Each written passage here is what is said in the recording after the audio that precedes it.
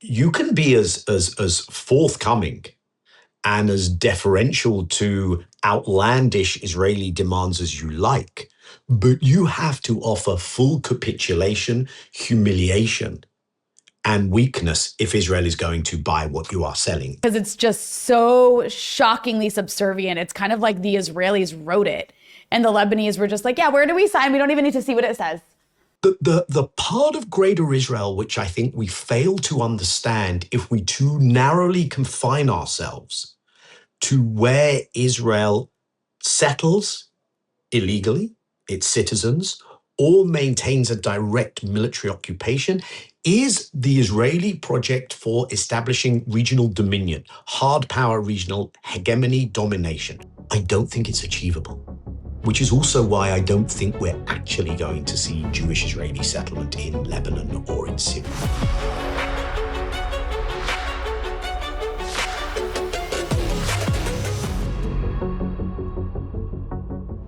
Hello, everyone. I'm Rania Khalek, and this is Dispatches. For decades, we were told Israel wanted peace. It just never had a partner. My guest today sat at the negotiating table. Daniel Levy is a former Israeli peace negotiator. Today, he heads the U.S. Middle East Project and is one of the biggest critics of Israel and Zionism. Quite the evolution. And we get into that too. But the heart of this conversation is a project the media almost never names: Greater Israel. Israel is expanding into Palestine, Lebanon, and Syria, and every land grab is dressed up as security. A buffer zone here, a demilitarized zone there. Israeli leaders, after Iran, are openly saying Turkey is next. This is a geopolitical power project with no borders and no endpoint. And it's much bigger than Netanyahu. Daniel breaks down how Greater Israel works beyond the land grabs, collapsing Iran, or at least trying to, keeping Syria weak, pushing Lebanon towards war with itself, keeping the GCC states dependent.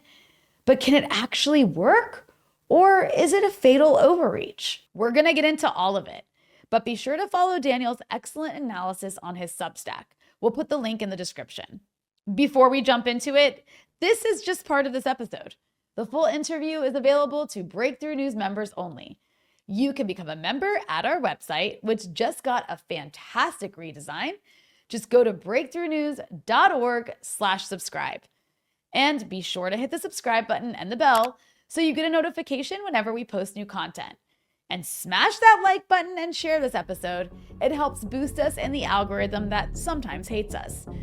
And if you appreciate this show, you can also donate below on YouTube.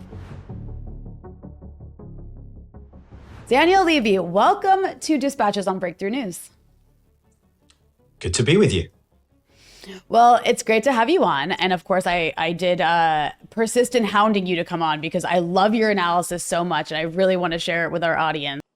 Let's jump right into the Israel stuff because I want to go through this with the time that we have because it's so important. You have this incredible analysis. I don't think anybody else has really framed it the way you have about understanding the Greater Israel Project and what it means in the region that I'm talking to you from, not just in terms of territorial expansion, but in terms of projecting geopolitical power. So I want to cover those topics, but I kind of want to start at least briefly with a little bit of history.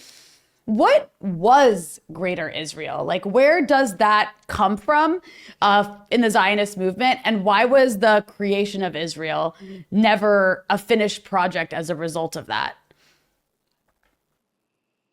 It is a really important place to start.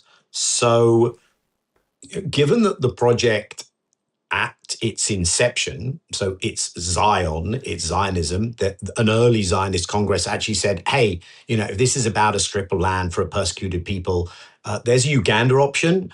And that was rejected. And they said, look, if we're going to win the adherence of Jewish people to this, there is that attachment. So you go a whole, what is essentially a secular movement, decides to derive a core source of its legitimacy from biblical text. That then opens up everything that you've had ever since, which is how should we define the biblical land of Zion? Zionism, it's important to point out, is not a movement that carries majority or consensus Jewish support only in the wake of the Holocaust, in the sense that, well, there needs to be a national project. Does that change? But you do have a strand throughout which says, well, the Nile to the Euphrates, that's the biblical promised land. And then that keeps repeating itself in different iterations in Zionist history, in Zionism as practiced by the State of Israel since its establishment. The Beitar revisionist Zionist movement, which was founded by Jabotinsky, which is really important because although it was a minority strand in Zionism at the time, and at the time of the establishment of the state, which was led by the labor Zionists, the founder, Ben Gvir, but revisionist Zionism is important because most of the leading political figures in Israel today, both in the pro and anti-Netanyahu bloc, kind of come from that tradition, come from that Jabotinskyite tradition. And his vision was, in Hebrew, Shtei Gadot L'Yarden, both sides of the Jordan. So that was at least the entirety of Transjordan, a British mandatory Palestine before the division into Transjordan. So that would be what today is Jordan and Israel. But even Ben Gurion,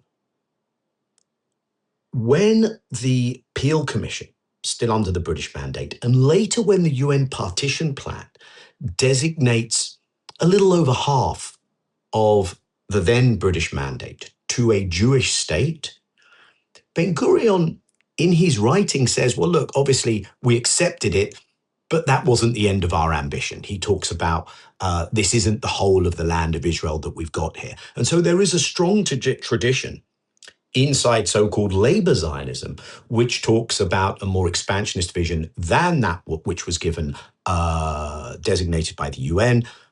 Why wouldn't that be the case? It was the labor governments in Israel that carried out the Nakba, the expulsion of Palestinians, 47 to 49. So Israel goes from a UN partition plan.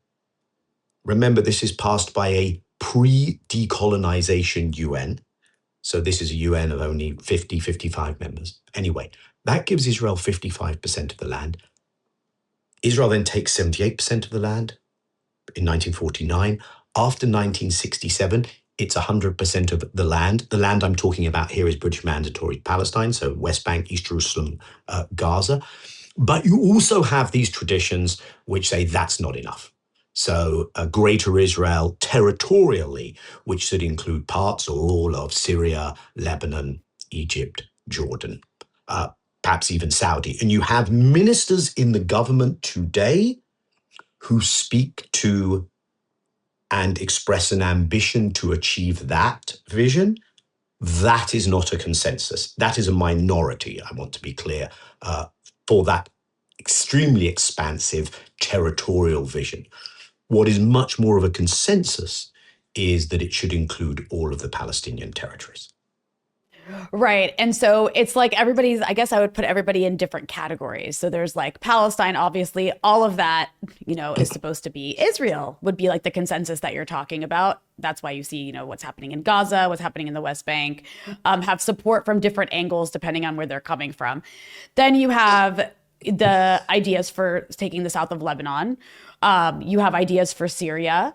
And these are very real ideas that are like in practice actually happening in many ways. And it kind of gets framed in this idea of buffer zones and security, which I think a lot of people probably, you can correct me if I'm wrong, but a lot of Israeli Jews agree with. If they don't necessarily agree with the sort of biblical messianic version of we want to settle this land, it's at least that like we need this for our security.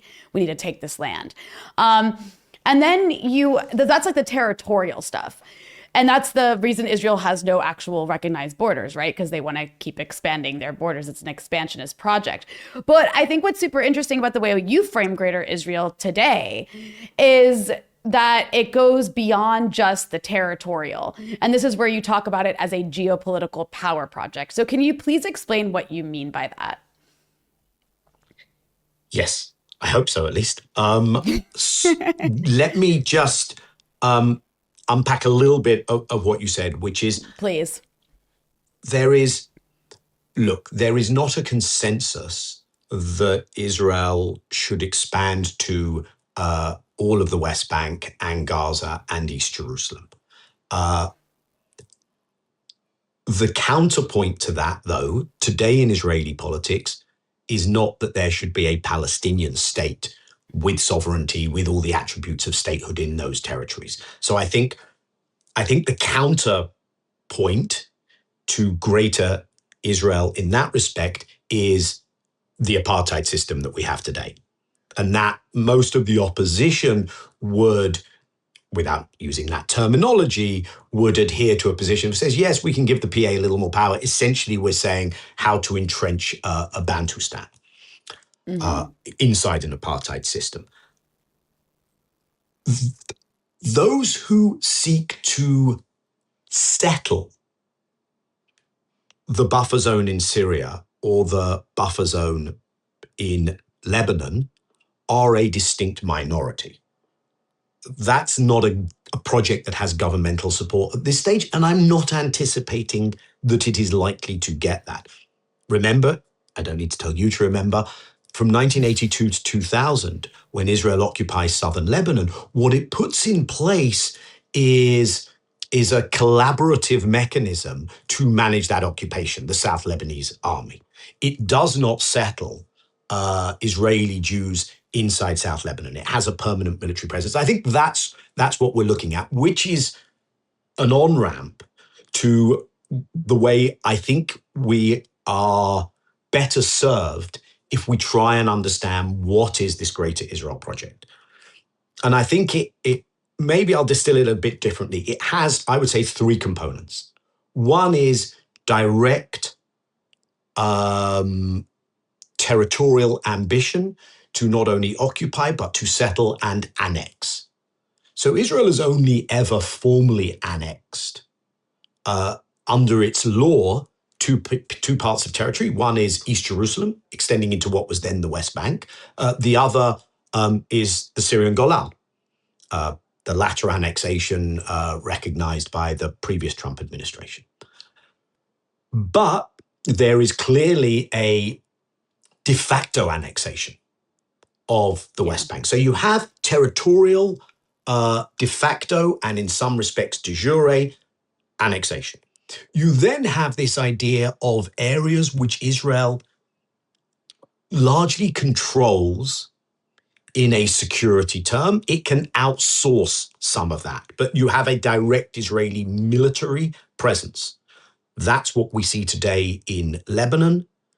I mean, we may in the next hours learn that Israel's going to withdraw from a tiny part of the newly occupied zone in southern Lebanon in what it calls these pilot areas. You can go online, see a Netanyahu speech in which he himself dismisses these pilot areas as totally insignificant. But anyway, that's Lebanon. That's parts of Syria. The part of greater Israel which I think we fail to understand if we too narrowly confine ourselves to where Israel settles illegally its citizens or maintains a direct military occupation is the Israeli project for establishing regional dominion, hard power regional hegemony, domination. And it all derives, as far as I'm concerned, from the Palestinian issue to begin with. Because if you have an Israel which knows that its goal in the region is to permanently not just prevent any Palestinian national realization of self-determination, freedom, rights, but to eradicate that very possibility with the Palestinian National Collective, then that is an Israel that knows that that is not an Israel designed to be accepted in the region. You know, even if you have regional elites, regional leaderships who, through their modalities of governance, can prevent the will of their citizens coming to the fore on this stuff, it's still not something that they can openly embrace too closely, too often, as part of that project of maintaining their own credibility, quiet at home. So that leads Israel to pursue a project which is about how can we maintain primacy? I think that's of relatively recent vintage. I think it goes along with a real shift in the zeitgeist um, and a real absence of realpolitik and pragmatism. I'm not talking about kind of progressive values here, just realpolitik and shift inside the Israeli system. What that means is that Israel is looking to assert itself in a region where it is surrounded by states that are either in relations of subservience and dependency vis-a-vis Israel, or are allies on terms that Israel establishes, or states that simply have collapsed, have imploded to the degree to which they can pose no threat. They may not see themselves as directly coming under this umbrella, but who cares? Israel will probably work with minorities in those states. That's the project. The war that Israel brought America into, I don't want to say it was only Israeli considerations, but without the Israeli consideration, it wouldn't have happened. With Iran, is a crucial part of that project because of the role that Iran played in leading a bloc, acts of resistance, whatever. And the design for Iran, Israel had this love affair with Reza Pahlavi, the scion of the Shah. It didn't really believe that it could do neat regime change. Even these reports on Ahmadinejad, I'm not buying the idea that this was the project. The project was collapse Iran, have chaos there, have fragmentation, dismantling. It's a project we've seen elsewhere. Yeah, no, I think that's really important with regard to the way to look at how Iran fits in this like greater Israel paradigm, is the idea of wanting this weak, collapsed state. And that's what Israel was trying to get out there. I think I get a little confused about, I guess that's what Israel wants for Syria. Is that like, how do you see what Israel wants for Syria here? Because this is where I see maybe a bit of a contradiction between the Americans and the Israelis.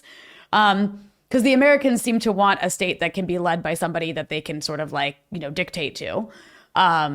Whereas the Israelis, this guy, Ahmed al-Shara, has been basically begging to have a good relationship with the Israelis, hasn't fired a single bullet at the Israelis, yet, Syria gets repeatedly bombed and raided. And the Israelis seem pretty committed to trying to keep Syria destabilized. So would that be one of the sort of ways that the idea of having the weak state would fit into this? So, despite my description of a real paucity in realist thinking in the Israeli side, I think sometimes they look at things and they do understand a certain dynamic here, and I think they do understand that there are systems that are not going to meet a threshold that Israel can stably hold them in place in ways that make sure that they do not pose any threat and serve Israel's interest.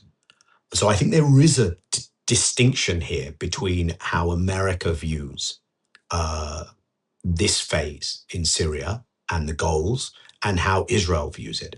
And I think Israel is looking at this and seeing that any project of the reconsolidation of a Syrian central state does not serve it. So it's very noticeable that the most significant Israeli military action in Syria since the civil war started there was at the end of that. Was after Assad falls, Israel then tries to take out as much of the residual Syrian national military capacity as it could. And so what I think Israel is trying to do in Syria, which puts it in a different camp to the US, is to maintain an area of influence and to maintain reach into different minority groups, ideally armed. So I think the Druze axis has been well commented on. Israel wants to make and this is again how to think about things not just in simplistic territorial or settlement terms, but Israel wants to make southern Syria's hinterland Israel. The economic, perhaps day labor in the future, if that could work out, that who arms those people, who are the people who carry arms in southern Syria answerable to, not dissimilar perhaps to well, certainly to model repeated, used in the past in Lebanon, perhaps to be repeated, would be that for southern Syria. And of course, let's not forget Israel's alliance with Kurdish armed groups. So this was in fact a big defeat for Israel in the current way things are playing out in Syria, when the US aligned with Turkey to push out or to extend the reach of Ashara into the formerly Kurdish-controlled areas in the northeast. The other thing, sorry. Yeah, no, go on. No, please. sorry. Continue. No. Please continue your thought there. I want to hear the end of it. And so this is where I was going with that. This is partly that Israel is an ethno-national state, and so it sees part of the model for managing things is relations with other ethno-national groups, but also fragmentation into other mini ethno-national states, some of which would come under its umbrella. This is also part of the contestation between Israel and Turkey.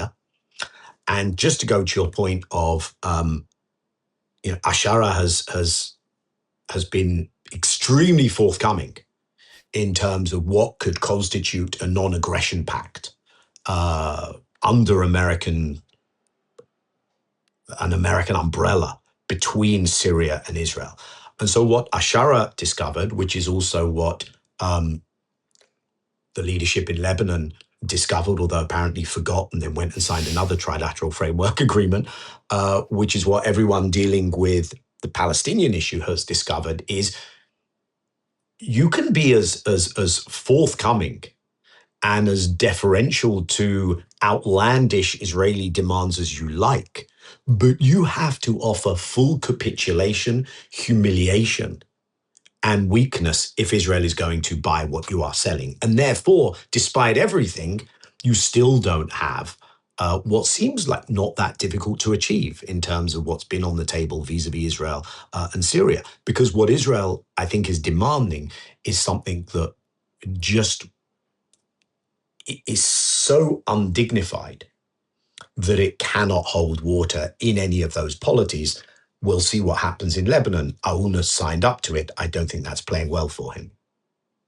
Yeah, so I did want to ask you about Lebanon, where I'm speaking to you from, because as you saw this framework agreement that the Lebanese government signed with the Israelis, it was really stunning to me. It almost from, till this day, people in Lebanon are still debating, like, were they blackmailed? Are they just dumb? Did anybody even bother reading this? Like, still debating why they would sign this. Even if you hate Hezbollah, fine. This still is just like an absurd thing to sign, to even sign away your ability to like take Israel to court. I'm curious what your thoughts are on that agreement. Because it's just so shockingly subservient. It's kind of like the Israelis wrote it. And the Lebanese were just like, yeah, where do we sign? We don't even need to see what it says. What was kind of like doing in that sentence of kind of like the Israelis wrote it? That's exactly what they did. That's exactly what they did. The Israelis wrote it. And the Lebanese happily signed it. So I can understand how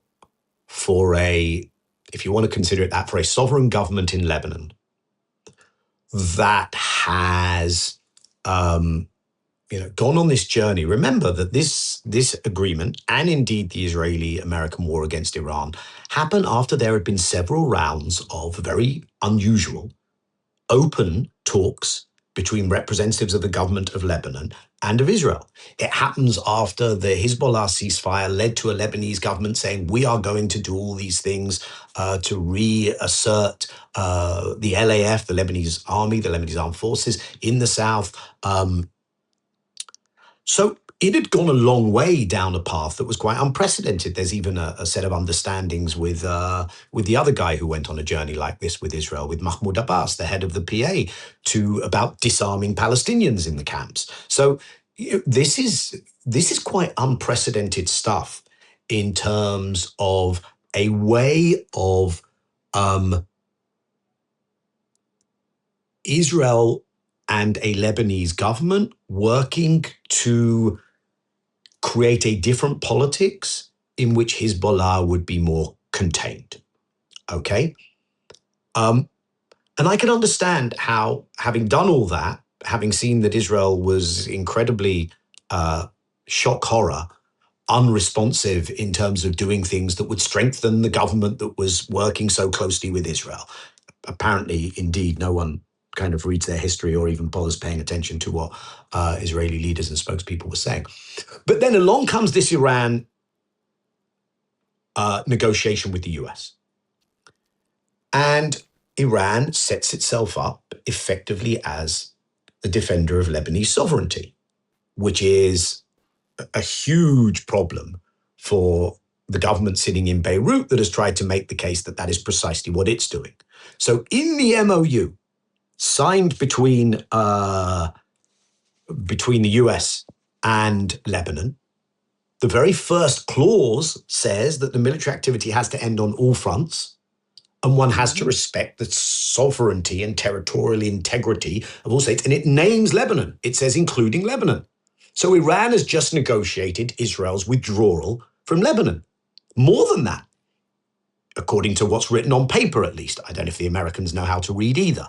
Iran has just negotiated that Lebanese sovereignty would be respected, which is something that Israel hasn't done for decades, of course, because Israel violates sovereign Lebanese airspace absolutely at will.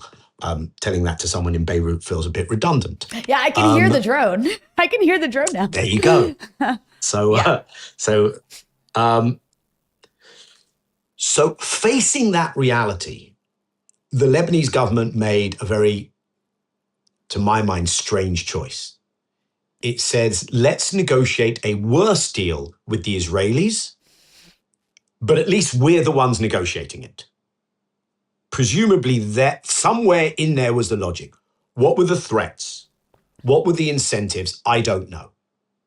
Did they believe that because this would be them showing that they represent Lebanon and can deliver for Lebanon, not Iran, that Israel would therefore deliver for them? Anyone who thinks that, just go back and do 101 on Israel and how it operates. Speak to anyone who's been involved in 3 decades on the Palestinian side of negotiations with Israel. And if you bend over backwards to accommodate them, what happens? Did they believe that America would deliver Israel for them? Are you joking? Especially when this was under the Marco Rubio wing of the government, not the J.D. Vance wing of the government. Not that I think that matters all that much. So here they sign a deal which is contradictory and incompatible with the MOU, which hands over Lebanese sovereignty to Israel. It makes Israel's withdrawal from sovereign Lebanese territory conditional rather than axiomatic and principled and legal. And what does it make it conditional on? It makes it conditional on the Lebanese government achieving a set of, I joke you not, and this is the language in the agreement, performance-based criteria. And who is judge and jury of whether they have met those criteria? Israel. Netanyahu, I want to find this quote because I really think it matters. Once that deal is signed, Netanyahu understands what he's doing. He understands that he's playing off one part of the American system against another. He's playing off one agreement against the other. And Netanyahu actually goes on the Israeli media and says, this deal is a punch in the face of the Iranian axis, okay? And it will not necessarily pass quietly, which is very transparent from Netanyahu. So Netanyahu actually, when the deal was reached, in saying it will not necessarily pass quietly, has said, look, this is fabulous. This is a casus belli. What does it not pass quietly? It's going to lead to a regional conflagration. Hopefully it will bring down the MOU with Iran. And hopefully America will be back in a war with Iran. It turns out that perhaps you didn't even need the Lebanon part of this to bring it down, although I think it was important. Because I think when Iran looked at that MOU and the Iranians said, wait a minute, there are things in here which are remarkable achievements for us. We understand that we achieved those in the context of a war that America and Israel launched, which went badly for them and during which we accumulated leverage. But still, these are remarkable achievements. Do we think America will adhere to this? And America undertakes a set of actions regarding Hormuz. From day one, by the way, they tell ships to turn off their transponders to go dark. Then they announce certain lanes that they should pass through, all of which contradicts Article 5 of the Memorandum of Understanding. And in parallel, you see the Lebanon stuff. In parallel, within days of the MOU, America goes and oversees an Israel-Lebanon separate deal, which contradicts the MOU. So I think it contributed as intended, I think, by the Americans who were overseeing this track, and certainly as intended by Netanyahu and the Israeli government. It played a very important role in undermining what had been signed between America and Iran and the subsequent unraveling, which we are still witnessing. Yeah, and as you mentioned before, we might hear something about pilot zones because there's a 6 rounds of talks happening between the Israelis and the Lebanese today in Rome. So we'll see how that plays out. But I will say the Israelis are very good at playing on internal divisions, like you mentioned before, not just, ethnic divisions, not just religious divisions, but very real political divisions. And I mean, I think with regard to Lebanon, the people who backed this surrender agreement, because I'm not really sure what else to call it besides that, it's a surrender agreement. It's like they just hate Iran and Hezbollah so much that even if they lose, as long as Hezbollah and Iran are losing, like it's fine. That's kind of the mentality. And it's the same thing going on the Palestinian side. Yeah. With Abbas and the cohort in Ramallah. Literally one can sometimes spend time with those people and after they've delivered a diatribe for however long they have against Hamas, you go, anything to say about the Israeli occupation? Yeah. Oh, yeah, there's that. But it's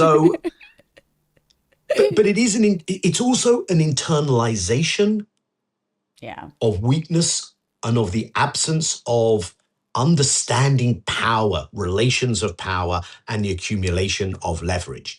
And that if you internalize that weakness so much, then you end up where the Palestinians have ended up. You end up on the journey that the government of Lebanon seems to be going on. And the counter argument that says, we don't think we can achieve that leverage or power relationship. We're not Iran. We're not even, if you want to say, why did Ukraine not accept the agreements that America put forward? We haven't got the Europeans to back us up. We haven't got the Arab states to back us up. Even if you say, okay, let me go down this path with you to try and understand. You have in that situation to say, okay, but do you have any reason to consider it plausible that the Israelis and the Americans will deliver for you? And if not, then you get exactly where you are doing a disservice to the people you claim to represent. Even if you're saying, look, I'm the realist, I get the map of power. That doesn't work. Because if that map of power can't deliver for you, you have to work to change that map of power. And let's be honest, what happened in that MOU offered a certain degree of leverage for Lebanon. It didn't just have to be, and other states in the region could have swung in behind that. And then if we're doing the same on the Palestinian side, there are various tools of leverage, which not at your behest have been accumulated over the last period, and you have chosen not to use those. You have directly undermined that situation. And so, it ends up being not an argument that can hold water, and it ends up doing net severe damage. Yeah, it's just utterly shocking, and PhDs will probably be written about the psychology behind all of it. But I want to ask you about another actor here that folds into all of this. I've heard Netanyahu refer to Israel as a potential superpower. I saw a clip about that a month ago, maybe. I'm gonna actually I'll put that soundbite in because it's kind of stunning and it plays into what you're talking about here, this geopolitical power project. There's unprecedented coordination between Israel and the US and achieved substantial achievements that are changing the reality in the West Bank, in the Middle East and beyond. These achievements are increasing the status of Israel as a superpower more than ever.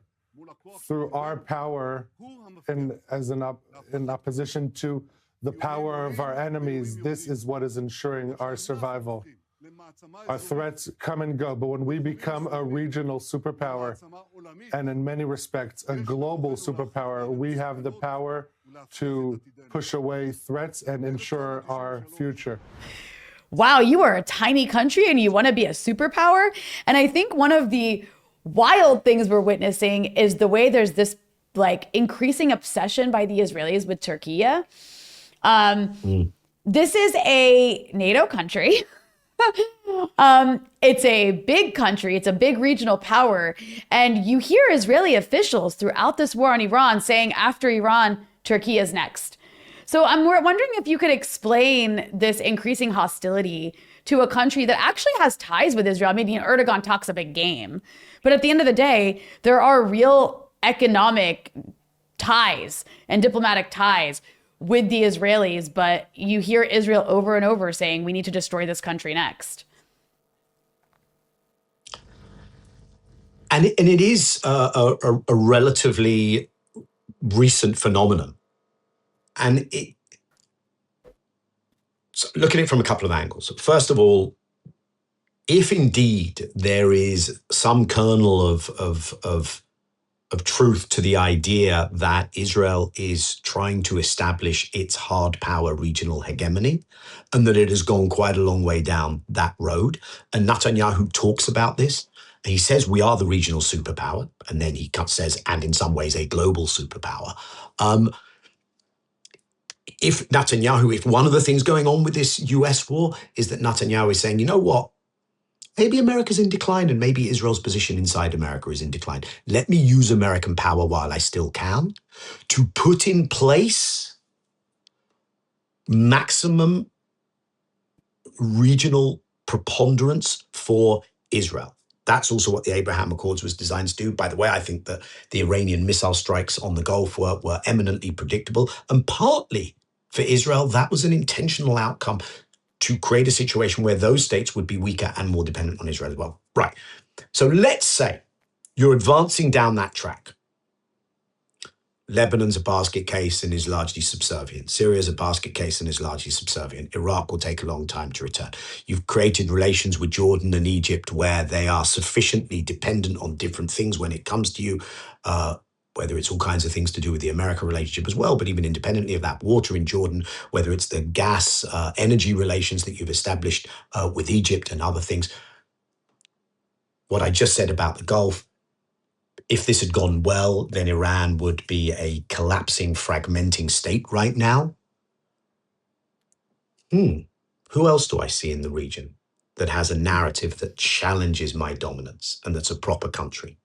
So that's Turkey. So that's one thing. Turkey is undermining my freedom of action in Syria, for instance. Mm-hmm. So you see all kinds of arenas in which I think you will now see greater Israeli-Turkish contestation. Okay? And right now there's a massive ramping up of the rhetorical escalation.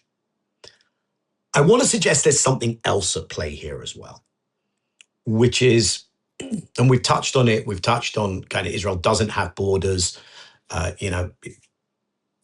The UN offered a partition plan. Israel made sure that it expanded massively beyond what those borders offered. In 1988, Israel gets to yes with the PLO.